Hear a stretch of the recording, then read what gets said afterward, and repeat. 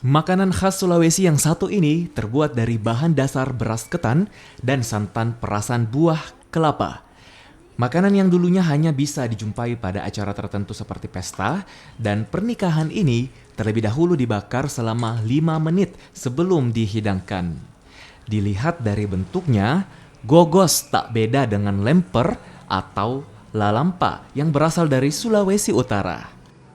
Untuk membuatnya, beras ketan yang dikukus dicampur dengan santan kelapa, lalu diisi dengan suiran ayam, ikan, atau abon, lalu dibungkus menggunakan pelepah daun pisang.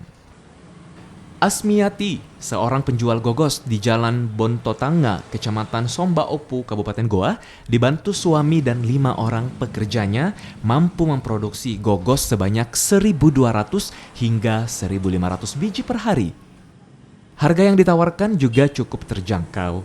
Untuk gogos original dijual Rp3.500.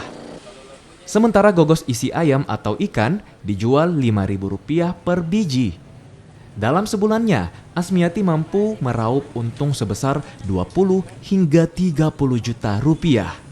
Tak hanya di Sulawesi, gogos racikannya juga diminati warga di luar Pulau Sulawesi, bahkan tembus hingga pasar global. Ini awalnya bagaimana sampai bisa menjual gogos? Awalnya itu lihat saya punya ibu, dia kan menjual gogos juga. Setiap kali ke sana pembelinya padat sekali. Biasa ikut menjual, melayani pembeli. Akhirnya betah. Pikiran Mi untuk menjual juga. Oh, berarti dari keturunan, Bu ya? Iya. Berapa lama ini, Bu? Sudah 12 tahun lebih, 12 menjelang tahun. 13. Kemudian 13.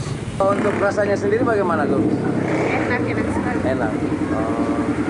Tapi ini memang makanan khas Kabupaten Goa, Makassar, gogos.